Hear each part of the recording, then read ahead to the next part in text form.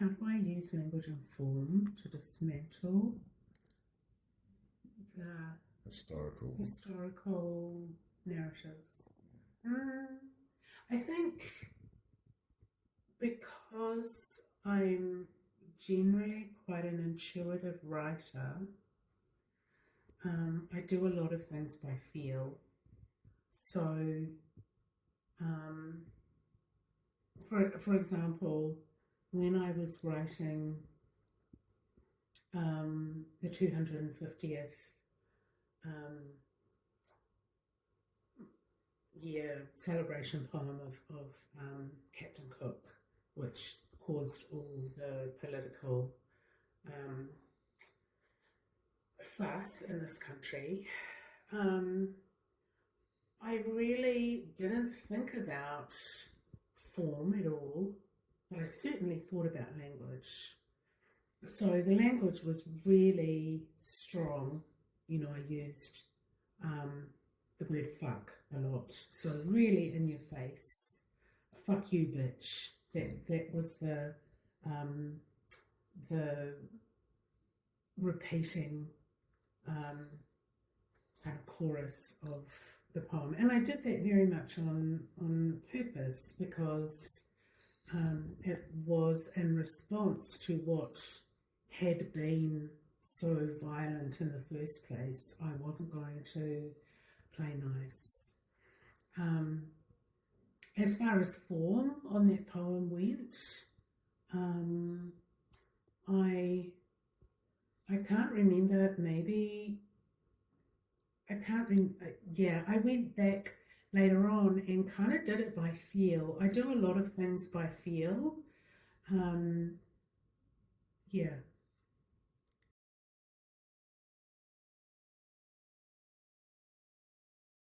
Well, it's my voice speaking for all the people who have been colonized. And, you know, I hold all of that rage. And there's a part in the narrative of that poem about driving around the streets of Christchurch, which is a very colonial city here in Aotearoa, with a group of brown girls, and kind of looking for injustice, which actually came from something that happened, and seeing a white man with a woman in a headlock and getting out of the car and challenging him basically to a fight. So yeah, it's that personal rage which is a mouthpiece for the collective rage of colonised peoples, not just in Aotearoa, but the entire Pacific, and very probably the entire colonised world, I would say.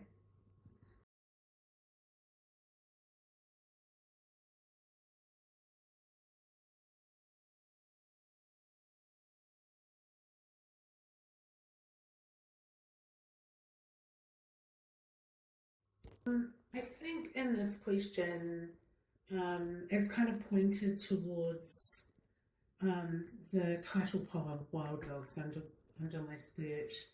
And again, it's a double-sided thing because the dog biting is a wild dog, but he's also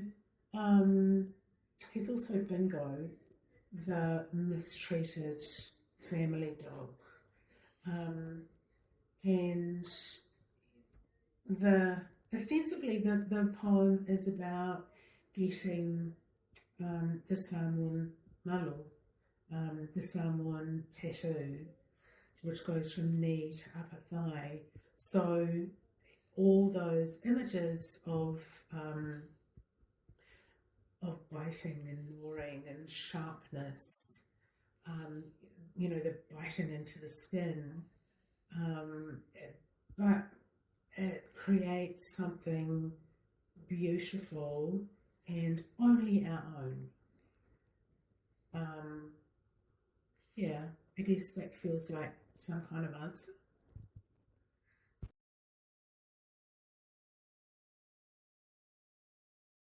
Absolutely.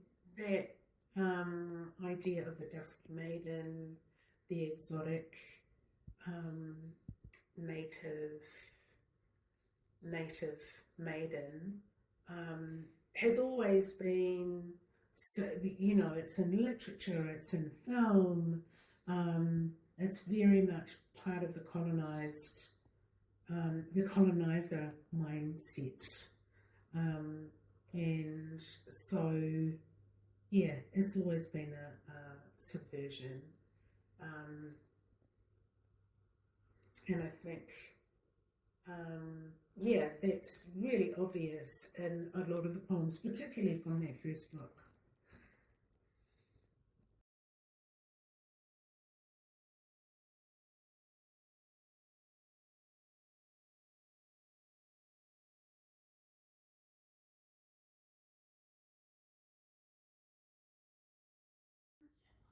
Again,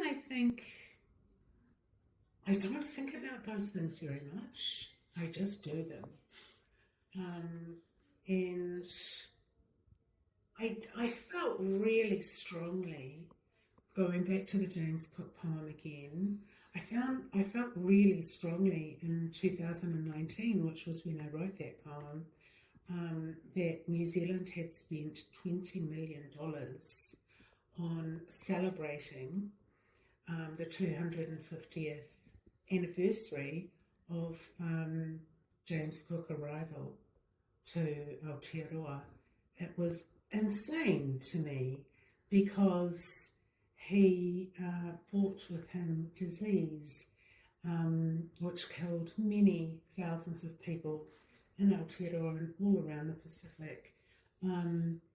He killed people kind of just almost for the fun of it. The very first Māori person he came across, he killed. Not bothering with the conversation, but he just killed him. When he saw a waka or a boat and was interested in looking at it, he killed everybody in the boat who were fisher people, rather than asking if he could have a look. So, you know, it was just bizarre that this country was spending $20 million to celebrate this figure in history who also opened the door for colonisation and all the massive destruction that it's wrought here. So, you know, I went home and wrote some of that rage onto the page. It's interesting because it took maybe like 4 years for, you know, for politicians to kind of clock that poem, and they're so offended by it. I don't believe they were offended at all. I think it was the year before the election, and I think it was just using that as a political tool to get people riled up.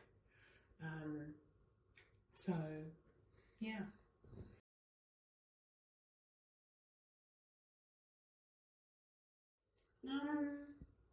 Do I believe that art must unsettle to enact change? Not necessarily, no. I mean, there are lots of ways of enacting change. If people feel unsettled by it, then that's their problem. And it's interesting to me, again, specifically to that poem, that so many people have felt unsettled by it, because I think they, in fact, a relative of mine, I've just heard recently that a relative of mine was offended by that poem, and I think that relative also wrote that. But I think, do they just go straight to offence and leave it at that, or do they allow that poem to spark some thought as well? Yeah.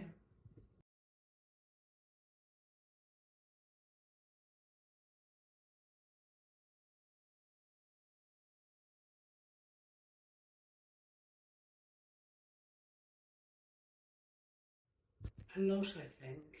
Everything for me starts on the page. It's very much like a rush of something will come to me, the beginnings of something will come to me, and then it will all kind of come out in a rush. Then, of course, I'll edit, but everything starts on the page.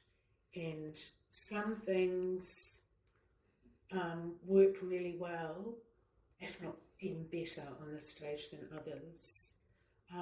That kind of translation onto the stage, I've got to say, as far as the two shows go, the Savage Colonizer show and Wild Dogs Under My Skirt, I really worked together with the director, Annabella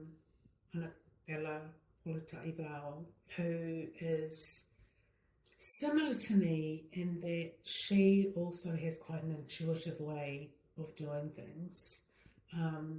So I don't do that process by myself at all. It's actually a real handing over to her and trusting that she knows that world better than I do. But then there's my solo performances, and that kind of translation from the stage to the page, or the other way around, the page to the stage. And, you know, I rehearse those a lot. But there's some kind of magic that goes on there as well. I would like to be able, I would like to know exactly how things work, but I don't always.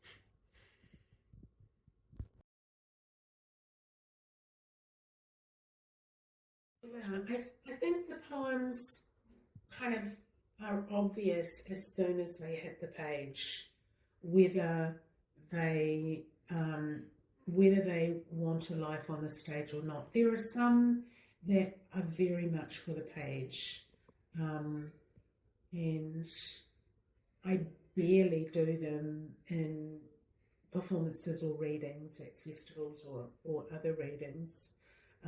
Most of them, but then there are a whole lot who work on the page but work really strongly on the stage as well. And how do I tell? I don't know. It's just, it seems really obvious to me which ones belong where. I think also that a lot of the poems that I write are narrative in some way or character driven in some way. They might be through the voice of a character or a number of characters, so they really belong on the stage. And over the years, I've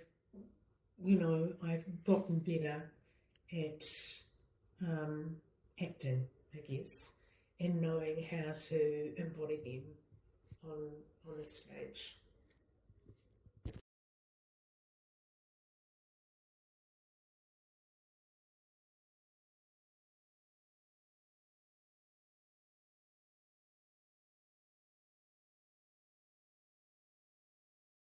Interesting question, because my next project is my most personal.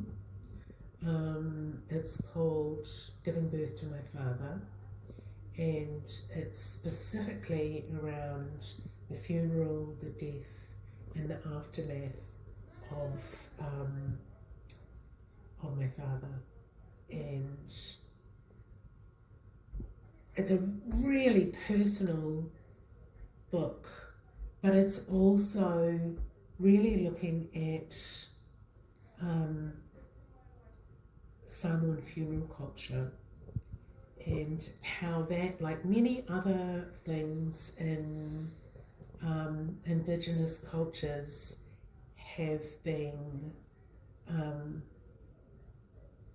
twisted by colonial frameworks, for Samoan culture in particular, by colonial Christianity, and also just the bad behaviour of families. So yeah, it feels quite scary to be putting this out, and it's something that I've sat on for 8 or 9 years because I've been quite worried about how that will go down, writing very personally, and writing about my extended family, and also that critique of Samoan funeral culture. I don't know if that's been done before, so it feels like a risk, but again, it's something that I need to be brave about and put out into the world. Yeah.